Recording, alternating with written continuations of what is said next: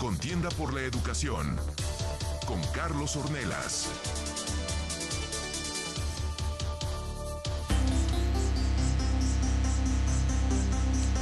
Bueno, entre los sectores que han sufrido recortes en el actual proyecto de presupuesto de egresos de la Federación para 2023, que fue aprobado en lo general ayer en la Cámara de Diputados y será discutido hoy en lo particular, pues está la educación.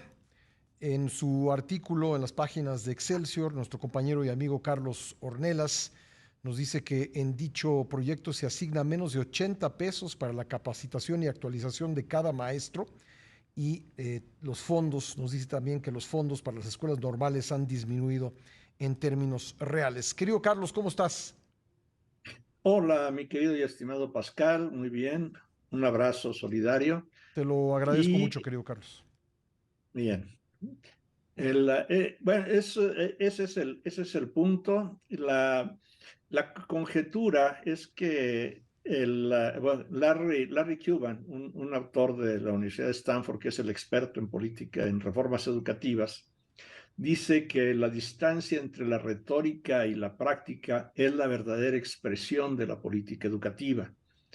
Y el contraste es que tal vez ningún presidente, y he leído mucho de lo que han dicho los presidentes sobre educación, ningún presidente ha elogiado tanto, ha echado tantas palabras de encomio a los maestros como Andrés Manuel López Obrador. Y en contrapartida les congela los ingresos a las normales, a pesar de que en la Constitución, por iniciativa de él, quedó de que se les iba a fortalecer y que los maestros tienen derecho a capacitación, se les recortan los fondos.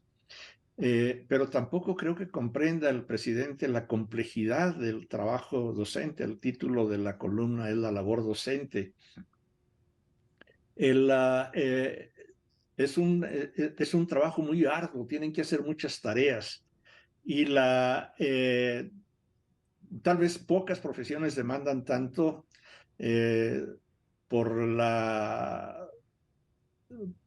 por las horas de atención. Ser maestro de primaria o de secundaria es una carrera para personas con carácter y resistencia. Se vive bajo estrés constante, mucho más en zonas donde predomina la violencia criminal que influye directo en las emociones de maestros y alumnos. Con respecto al nuevo plan de estudio y el marco curricular, he platicado al menos con 30 maestros desde que apareció el acuerdo, el acuerdo de la secretaria Toya Delfina Gómez del 19 de agosto, y la mayoría pienso que sí están conscientes de que hay que cambiar cosas en las escuelas. La cuestión pedagógica ya le bajó mucho a la retórica comunitaria, el aula vuelve a ser el centro de aprendizaje. Y dice, sí, sí queremos cambiar, pero necesitamos la capacitación previa antes. Hay muchos conceptos que no entendemos ni nada. Y pues no están. Y otros maestros que dicen que no aceptan porque tienen ya mucho trabajo, sobre todo cargas burocráticas, son aquellos que tienen doble plaza o profesores que tienen horas en una secundaria y otras tantas horas en otra secundaria porque no tienen la plaza de tiempo completo, la completan por número de horas, media plaza, etcétera. Entonces si pudiera medirse el peso de las promesas y lo que sucede en las escuelas, el quehacer docente en el aula es lo fundamental. Uh -huh. La expresión de la política educativa sería de desastre.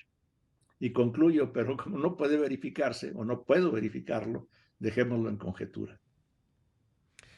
Pues Carlos, es un sablazo más, ¿no? Porque ha venido disminuyendo el Sí, presupuesto.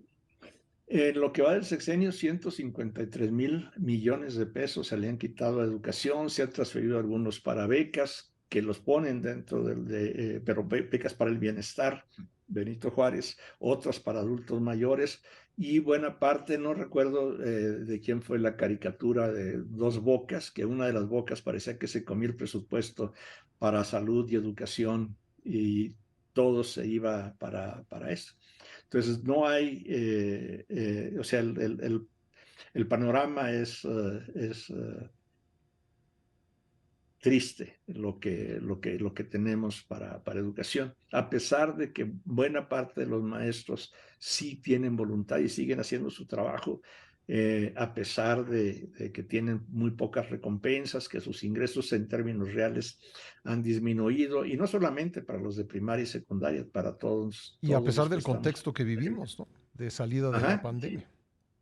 Y la violencia, donde hay tanta violencia criminal, ahora los maestros tienen también que hacer clases de protección, tienen que estar en Gómez Palacio. Ayer otra vez la mochila seguro, 3 niños fueron suspendidos porque uno llevaba armas de fuego, otro punzocortantes. En Estado de México también ha habido muchas de estas cuestiones, y buena parte de esa tarea que no está en el currículum la realizan los maestros, aparte de las labores que tienen que hacer en el salón de clase.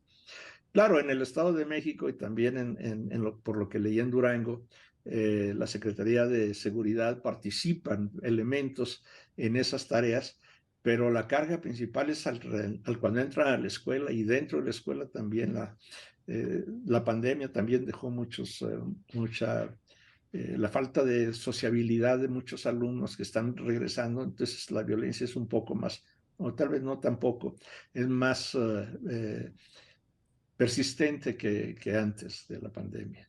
Es más patente que antes de la pandemia. Bueno, pues vamos a ver finalmente cómo queda el presupuesto. La verdad es que no se espera que en la discusión en lo particular ocurra mayor cosa relevante, y pues habrá que arar con lo que se tiene, Carlos. El patriarca ya dijo que no se le mueva ni una coma. En Y sus fin, Carlos, seguidores, muchas gracias. Gracias, un un gusto abrazo. escucharte como todos los miércoles en esta sección del programa. Muchas gracias, te mando un abrazo. Igualmente, mi amigo. Gracias. Ahí está Carlos Ornelas, léalo en Excelsior los miércoles. Hoy su colaboración se titula Labor Docente, y también escúchelo los miércoles aquí en la primera emisión.